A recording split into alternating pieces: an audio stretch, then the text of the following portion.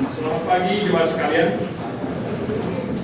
Dan memang tepat sekali ujian ini mengantar kita pada firman Tuhan. Karena beberapa bulan yang lalu saya pernah berbicara tentang belajar di dalam Alkitab. Dan dalam Alkitab ternyata memerintahkan kita untuk belajar banyak hal. Kita telah belajar untuk percaya kepada Tuhan.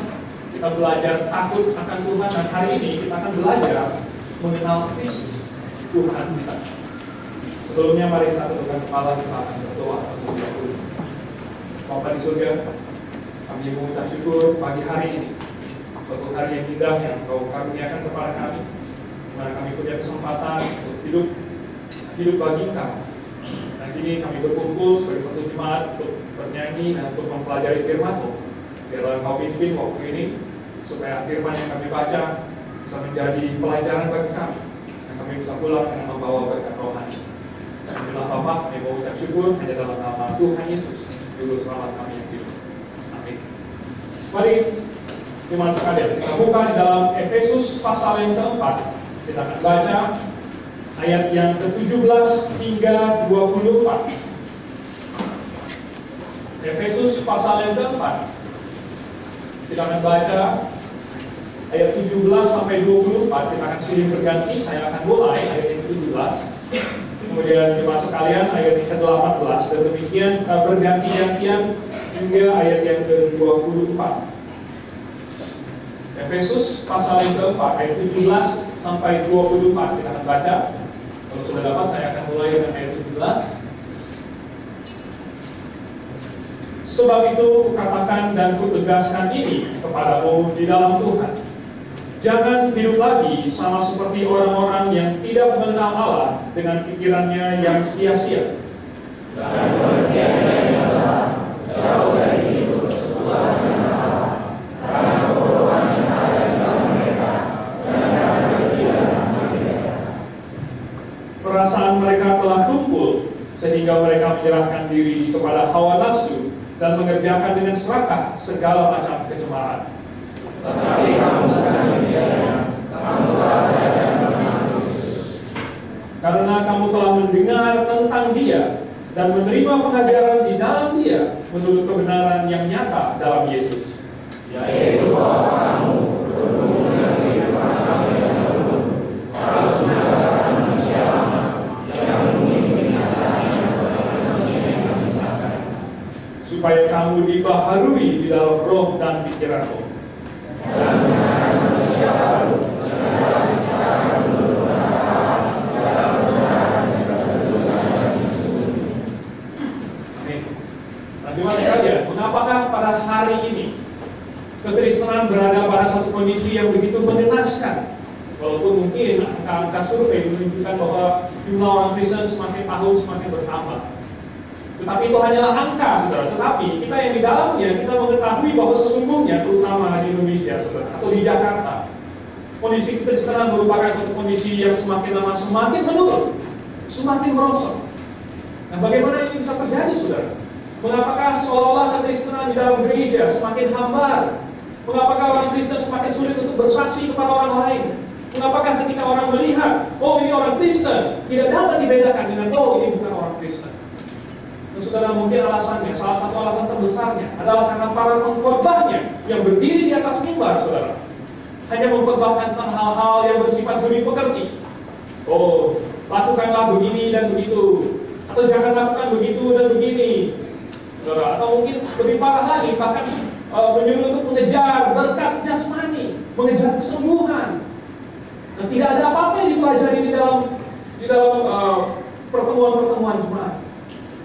Nah, itulah yang mengakibatkan begitu banyaknya permasalahan, saudara. Bagaimana di dalam gereja bisa ada percekcokan, di dalam gereja ada saling iri hati, di dalam gereja ada yang namanya perpecahan. Oh, sayang sekali, saudara, karena rupanya orang Kristen bukan berfokus kepada hal-hal yang rohani. Mereka menganggap bahwa kekristenan itu datang ke gereja sama seperti agama-agama lain. Kata agama artinya tidak kacau, saudara. Jadi mereka berpikir bahwa oh, kita datang ke gereja untuk diajarkan tentang Pancasila, kita diajarkan tentang PPKN atau PMP kalau zaman saya dulu. Itu semua akan memperbaiki moral kita sehingga kita bisa menjadi masyarakat yang majemuk dan lain sebagainya. Bukan itu. Kekristenan bukan itu. Kita datang ke gereja bukan untuk itu. Andai kata, saudara, kalau kita lebih berfokus kepada apa yang seharusnya kita fokuskan, yaitu Yesus Kristus, kita seharusnya lebih berfokus pada Yesus Kristus. Maka niscaya, saudara, hampir semua masalah yang tampaknya besar tiba-tiba akan tampak tidak ada apa-apanya lagi. Banyak sekali perselisihan dan percekcokan yang ada di dalam gereja akan hilang. Orang Kristen akan lebih banyak menginjil. Kita akan menjadi saksi-saksi yang baik. Kita akan menjadi terang di tempat di mana kita berada. Apakah itu di keluarga kita, di tempat kerja kita. Kalau kita lebih berfokus pada Kristus. Nah, saudara, kita membaca di Efesus pasal keempat ayat yang ke-20, katanya, tetapi kamu bukan demikian. Kita adalah orang-orang yang seharusnya lebih baik daripada itu, saudara. Karena kamu telah belajar mengenal Kristus. Dan inilah yang ingin saya ajak kita untuk pelajari pada pagi hari ini, yaitu mengenal tentang Kristus. Dan ada 3 hal, saudara, yang ingin kita pelajari tentang Kristus. Hal yang pertama, saya akan mulai dengan kasih Kristus. Kita akan belajar tentang kasih Kristus. Kita lihat di halaman sebelahnya, Efesus pasal yang ketiga, ayat ke-18 dan 19. Aku berdoa supaya kamu bersama-sama dengan segala orang kudus dapat memahami betapa lebarnya dan panjangnya dan tingginya dan dalamnya kasih Kristus, dan dapat mengenal kasih itu sekalipun dia melampaui segala pengetahuan. Oh, saudara, ini sudah mencakup 3 dimensi: lebar, panjang, tinggi, dan dalam. Betapa cakupannya yang begitu luas, betapa panjangnya kasih Kristus, betapa tinggi, mulia di atas segala sesuatu, dan betapa dalam memenuhi segala sesuatu. Oh, kasih Kristus tidak dapat kita ukur, saudara, tidak dapat kita bayangkan. Tapi bagaimana kalau tidak dapat kita bayangkan, kalau tidak dapat diketahui, bagaimana kita mempelajarinya? Salah satu cara yang mudah untuk mempelajari tentang kasih adalah kalau kita tahu, kita punya perspektif siapa yang mengasihi, siapa yang dikasihi, dan apa yang diperbuat sebagai bukti dari kasih tersebut. Jadi kita lihat siapa yang mengasihi, saudara, tentu Yesus Kristus sendiri. Dan siapakah Yesus Kristus ini? Dia adalah Allah sendiri, Allah yang turun menjadi manusia, saudara. Dia adalah Allah yang maha tinggi, Allah yang maha mulia. Dia adalah Allah pencipta segala sesuatu. Dia adalah yang menciptakan alam semesta ini. Dia menciptakan saya, manusia. Dia menciptakan Anda juga. Dan bukan hanya itu, dia menciptakan segala macam burung-burung. Dia menciptakan binatang-binatang. Dia menciptakan alam semesta, bintang-bintang. Semua kebaikan di muka bumi, semua diciptakan oleh Yesus Kristus. Nah, saudara, Allah yang demikian besar, Allah yang omnipotent, maha kuasa. Dialah yang menciptakan segala sesuatu, dan dia Allah yang maha kudus. Allah yang maha kudus, saudara, sama sekali tidak terdapat ketidaksucian pada diri. Dia adalah Allah yang maha benar, tidak ada dusta pada diri, tidak ada kepalsuan pada diri. Dia adalah Allah yang maha kasih, tidak ada keegoisan pada diri. Dia adalah Allah yang maha baik. Dia hanya tahu melakukan yang terbaik. Oh, ini adalah Allah yang demikian luar biasa, yang tidak bisa dibayangkan hanya digambarkan oleh kata-kata saya. Tidak bisa. Dan Allah ini, Yesus Kristus, dia rela mengasihi manusia.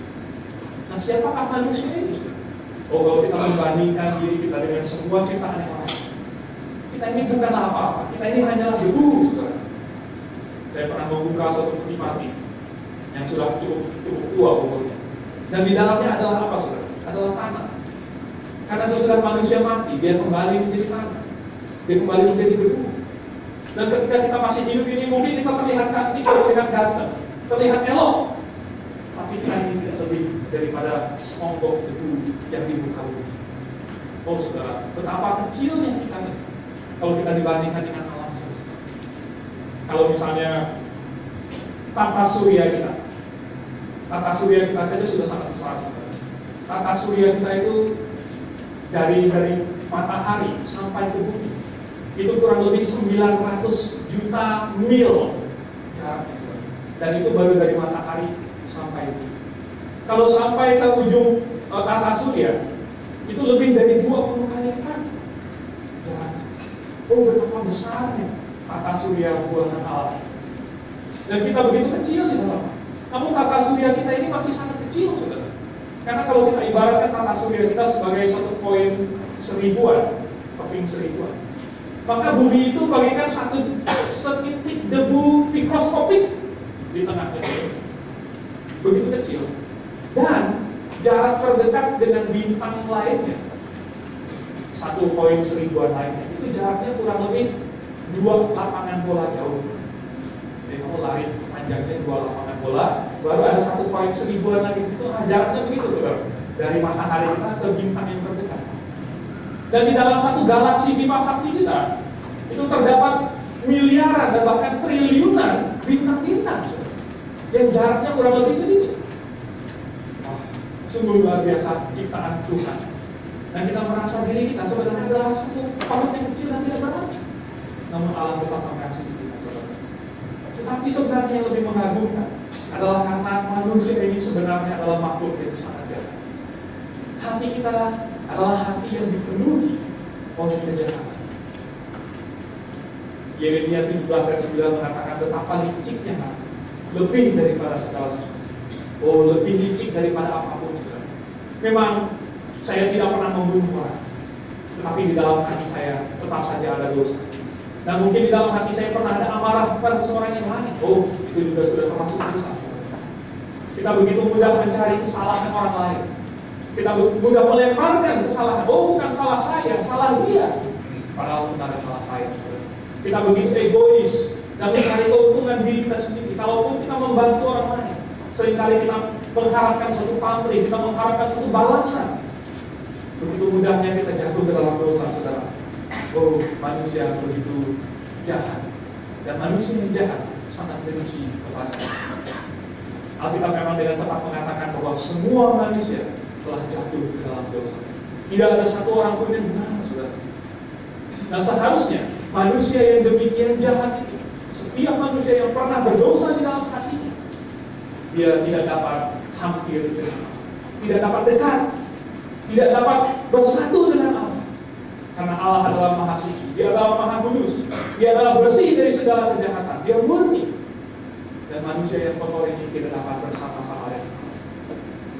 Tetapi di dalam Yohanes 3:16, Tuhan Yesus berkata, karena begitu besar kasih Allah akan dunia ini. Maksudnya adalah manusia-manusia di dalam. Oh, begitu besar kasih Allah. Lalu kita bertanya bagaimana Allah itu bisa mengasihi? Sebenarnya tidak pantas dikasihi, saudara. Karena manusia yang telah berdosa ini seharusnya dihukum. Tidak ada cara lain bagi Allah. Karena sifatnya sudah kudus, sifatnya sudah adil. Maka Dia mau tidak mau harus menghukum dosa itu. Dia harus menghukum ketidakadilan, ketidakbenaran. Dan oleh sebab itu manusia seharusnya dihukum. Tetapi karena Allah juga mengasihi manusia, kita tidak tahu bagaimana caranya atau mengapa Allah begitu mengasihi.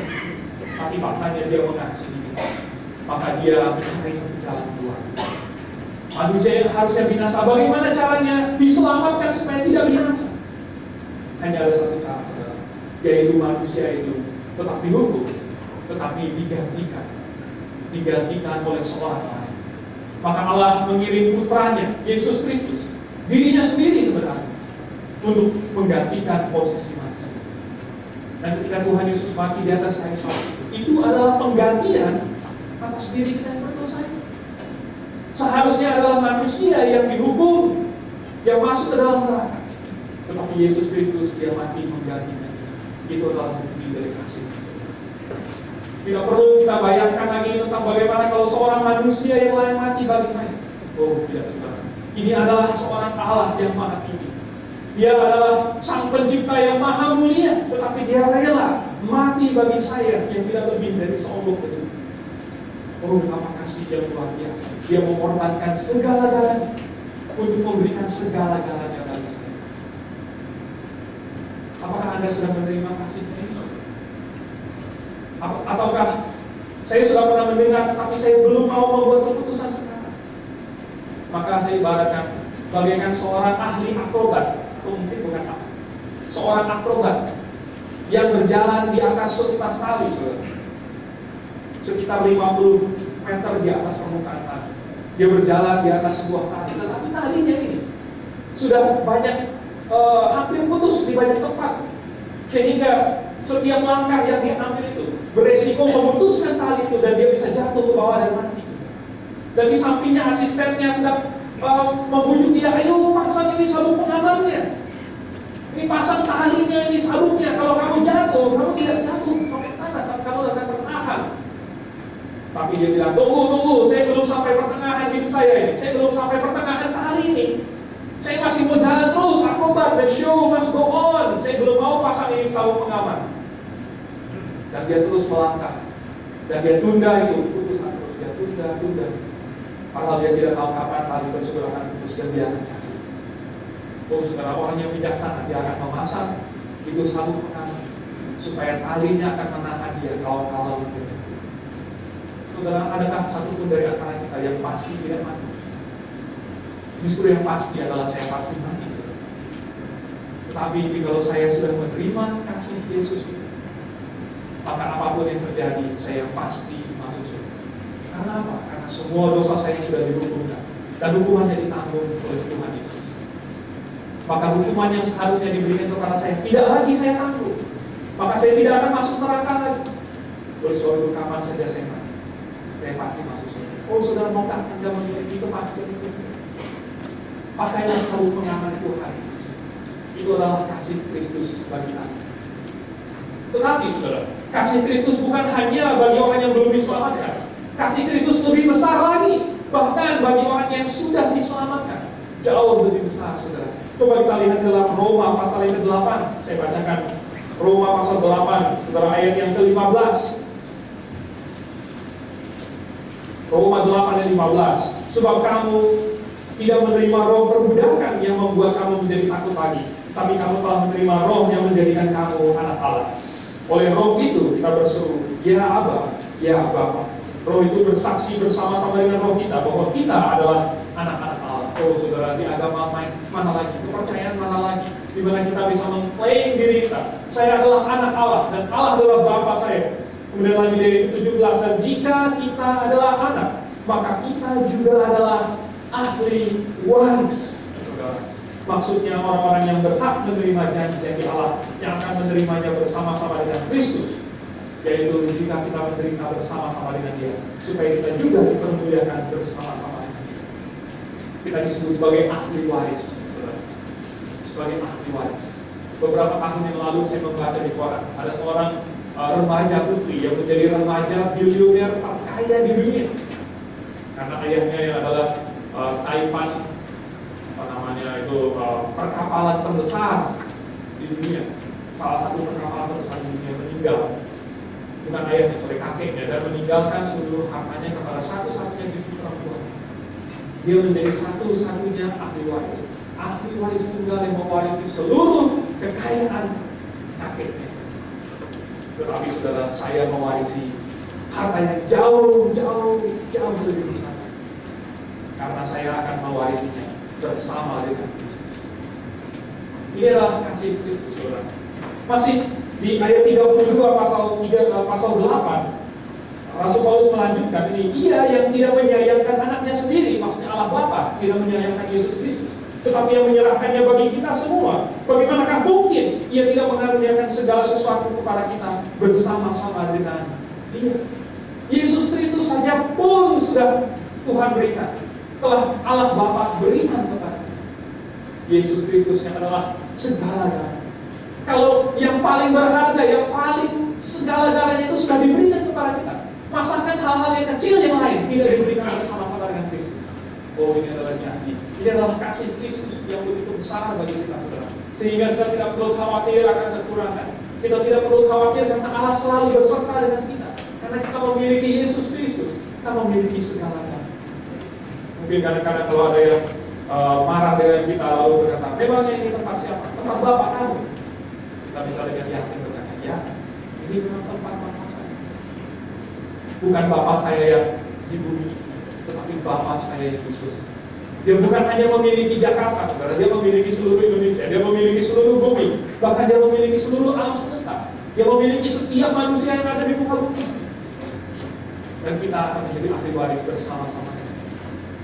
Oh saudara, dan sambil kita berjalan bersama dengan Tuhan, maka akan nyata bagi kita bahwa Tuhan ada beserta kita. Apabila kita turun melalui lembah-lembah bayang keselamatan, Tuhan ada bersama dengan kita. Itu adalah kasih Kristus. Apakah Anda sudah memiliki? Atau mungkin saya bertanya, lalu bagaimana saya mengenal kasih Kristus itu bisa mengubah hidup saya? Oh saudara, saya tidak tahu bagaimana dengan Anda. Tapi kalau ada satu orang yang begitu mengasihi saya hingga mengorbankan segala-galanya bagi saya akan sangat berharga. Saya akan sangat berterima kasih kepada dia, saudara. Dan saya akan balik mengasihinya. Saya akan segan menyakiti hatinya. Saya akan berusaha melakukan segala sesuatu untuk menyenangkan hatinya, ingin membalas kebaikan. Jadi apabila Yesus telah menjadi juru selamat, seharusnya itu menjadi motivasi bagi saya. Oh, saya ingin mengasihi Yesus kembali, karena Tuhan telah lebih dahulu mengasihi saya. Itulah kasih Kristus, saudara. Namun ada hal kedua yang kita pelajari tentang Kristus, yaitu adalah kekudusannya. Nah, kita buka di dalam Matius pasal yang kelima. Tadi kita melihat kasih Kristus, sekarang kita melihat kekudusan Kristus. Matius pasal 5, saya bacakan kepada saudara ayat ke-20.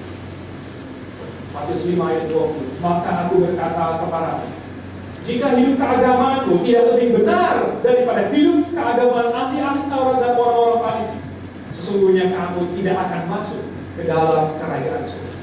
Oh, saudara. Kalau hidup keagamaanmu tidak lebih benar dari hidup keagamaan orang-orang Farisi. Wah, tunggu dulu. Bukankah orang Farisi ini adalah kelompok yang paling rajin memelihara hukum Taurat? Mereka adalah yang dengan segala tradisi mereka tampaknya begitu suci di luar. Saudara, mereka harus berpuasa 2 kali seminggu. Mereka membayar persepuluhan bukan hanya dari penghasilan mereka, bahkan dari adat manis, jintan, selasi, dan semua hal-hal kecil-kecil itu mereka hitung. Ini 10%-nya disisihkan, 10% disisihkan.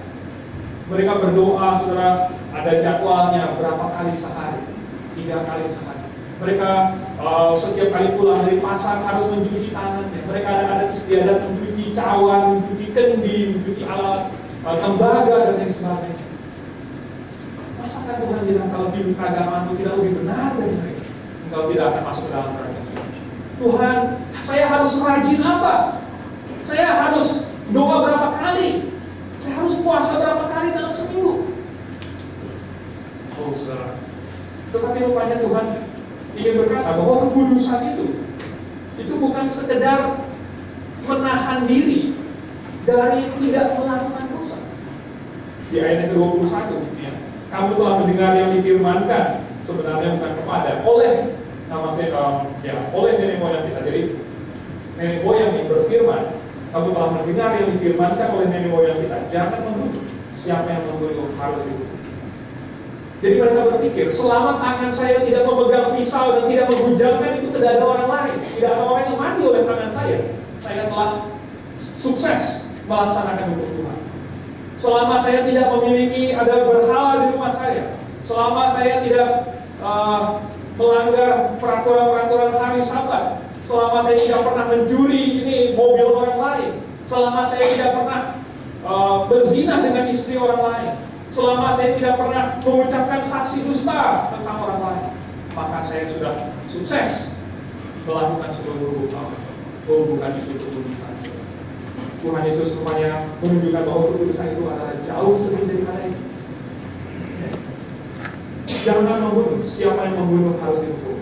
Tetapi aku berkata kepada ini, Tuhan Yesus sedang menafsirkan hukum Taurat sendiri. Tuhan Yesus tidak sama dengan penafsiran orang-orang Farisi. Setiap orang yang marah terhadap saudaranya harus dihukum. Siapa yang berkata kepada saudaranya kafir harus dihadapkan ke mahkamah agama.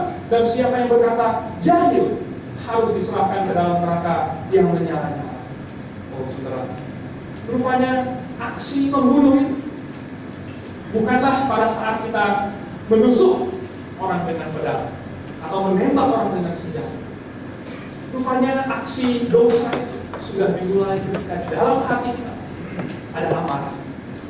Ketika di dalam hati kita timbul amarah dengan tidak benar, dengan tidak jelas, dengan tanpa alasan yang benar, maka di dalam hati itu sudah ada dosa. Jadi dosa itu bukanlah sesuatu yang kita lakukan saja, tetapi dosa itu berasal dari dalam hati kita. Dosa itu dimulai dari pikiran kita. Jadi barang siapa di sini yang berani berkata saya tidak pernah berdosa, tidak. Karena dosa itu berada di dalam pikiran kita.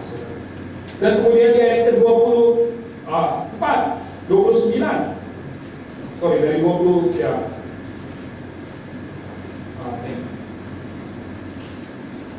27, kamu telah mendengar firman, jangan berzina. Tetapi aku berkata kepadamu, setiap orang yang memandang perempuan serta menginginkannya sudah berzina dengan dia di dalam hatinya. Oh saudara, di dalam hati kita tidak perlu kita melakukan perbuatan itu. Tapi kalau di dalam hati kita telah timbul keinginan itu, telah timbul hawa nafsu, kita telah sama dengan melakukan. Tapi kekudusan bukan hanya sampai di situ saja, saudara. Bukan hanya stop sampai di dalam hati itu, hanya selanjut lagi. Kemudian maka jika matamu yang kanan menyesatkan kau, cungkilah dan buanglah itu, karena lebih baik bagimu jika satu dari anggota tubuhmu binasa daripada tubuhmu dengan tutup dicampakkan ke dalam neraka. Dan jika tanganmu yang kanan menyesatkan kau, pengganglah dan buanglah itu, karena lebih baik bagimu jika satu dari anggota tubuhmu binasa daripada tubuhmu dengan tutup masuk ke neraka. Rupanya kekudusan itu ya memang bukan hanya tidak melakukan, tetapi juga tidak menginginkannya di dalam hati. Tapi juga haruslah suatu usaha dari kita untuk mencegahnya. Kalau mata kanan saya ini melihat yang tidak benar, daripada mata saya menyesatkan saya cungkil saja. Kalau tangan kanan saya melakukan sesuatu hal yang membuat saya berdosa, lebih baik saya tinggal saja.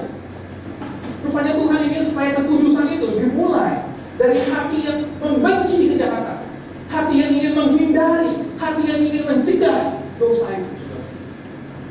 Jadi bukan saja kita tidak melakukan aksinya, tapi kita tidak boleh menginginkannya di dalam hati.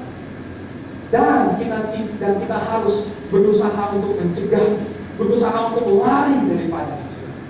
Oh, ini adalah kekudusan Tuhan Yesus. Tetapi tidak hanya berhenti sampai di situ saja. Di ayat ke-38, Tuhan Yesus lanjutkan, kamu telah mendengar firman, mata ganti mata dan gigi ganti gigi. Tetapi aku berkata kepadamu, janganlah kamu melawan orang yang berbuat jahat kepadamu. Melainkan siapapun yang menampar pipi kananmu, berilah juga kepadanya pipi kirimu. Dan kepada orang yang hendak mengajukan engkau karena mengingini bajuku, serahkanlah juga jubahmu. Dan siapapun yang memaksa engkau berjalan sejauh 1 mil, berjalanlah bersama dia sejauh 2 mil. Berilah kepada orang yang meminta kepadamu, dan jangan menolak orang yang mau meminjam daripada. Oh saudara, kekudusan Tuhan itu maju selangkah lebih jauh lagi.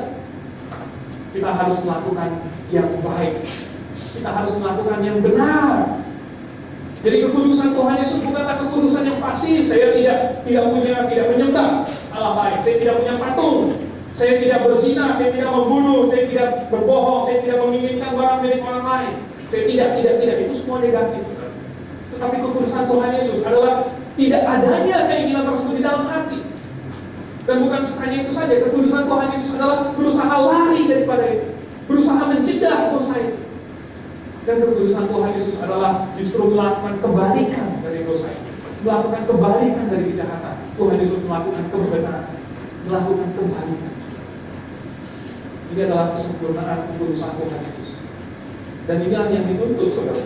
Katanya, karena sempurna, karena Tuhan adalah sempurna. Oh saudara, Tuhan ingin supaya kita kudus dalam perbuatan, di dalam pikiran, dan di dalam hati. Kalau sudah hampir marah, oh jangan marah. Ingat firman Tuhan, jangan marah. Lebih baik daripada saya marah, saya pergi saja. Ini menjauh daripada kejahatan. Jangan sampai saya marah. Tapi lebih daripada itu lagi, saudara, balaslah dia dengan kebaikan. Jadi bukannya kita marah kepada dia yang berdosa, tapi kita tidak ada keinginan itu. Dan kita justru menjauhi keinginan tersebut. Dan kita melakukan kebaikan. Usahakan kita mencapai kesempurnaan itu.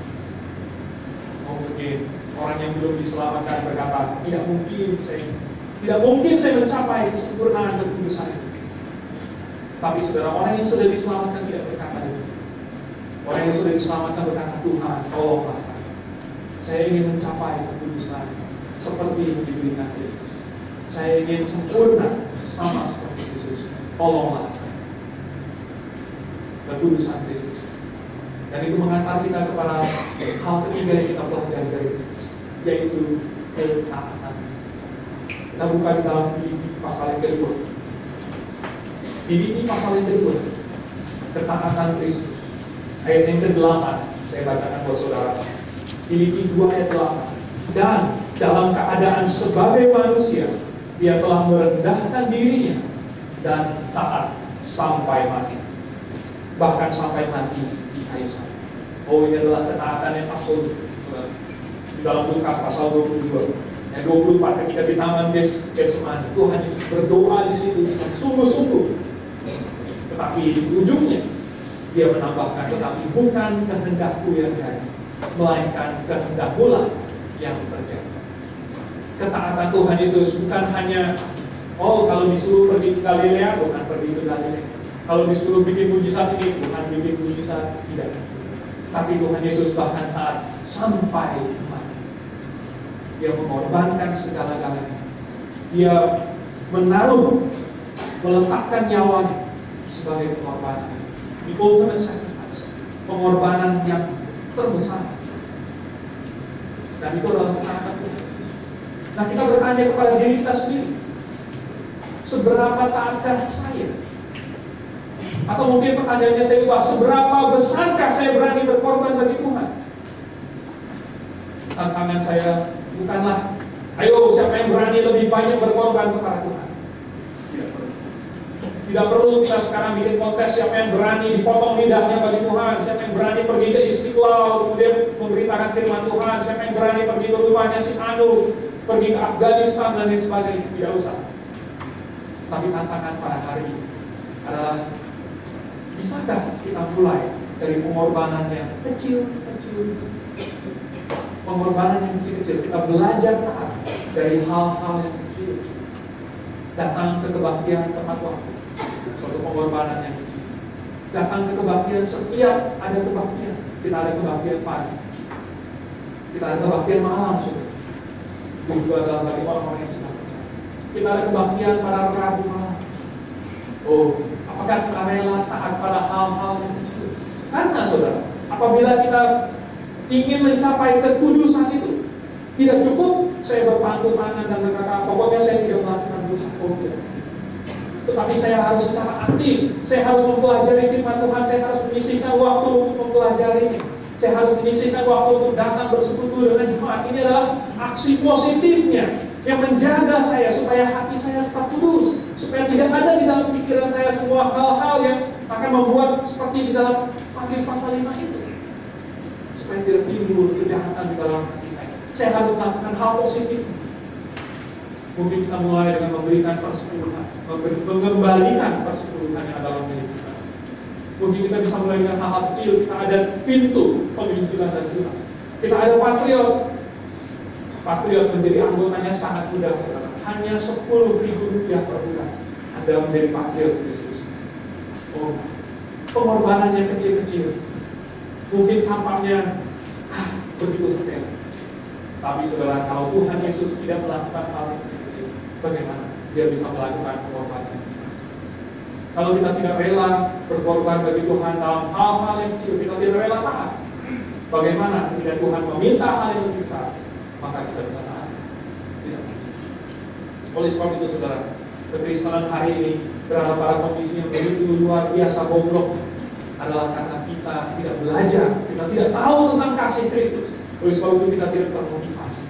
Kita tidak tahu tentang kekudusan Tuhan Yesus. Oleh sebab itu kita tidak mengetahui standar setinggi apa yang harus kita capai. Dan kita tidak mengenal tentang ketaatan Kristus, sehingga kita menganggap bahwa ketaatan itu adalah hal yang sepele. Marilah kita belajar pada hari ini mengenal Kristus, supaya kita menjadi manusia yang berubah. Mari kita berdoa. Bapa di surga, pada pagi hari ini kami belajar tentang kasih-Nya, tentang kasih Yesus Kristus, tentang kekudusan dan tentang ketaatan. Biarlah firman ini mengetuk hati setiap kami, baik yang sudah menerima Yesus sebagai Juru Selamat maupun yang belum menerima Yesus sebagai Juru Selamat, supaya yang kami merenungkan, kami tidak tenang sebelum kami melakukan kehendak. Kami sungguh mengucap syukur atas pimpinan dalam kehidupan kami setiap hari. Dalam kau terus bertindak, diserahkan hidup kami dalam nama Tuhan Yesus kami berdoa.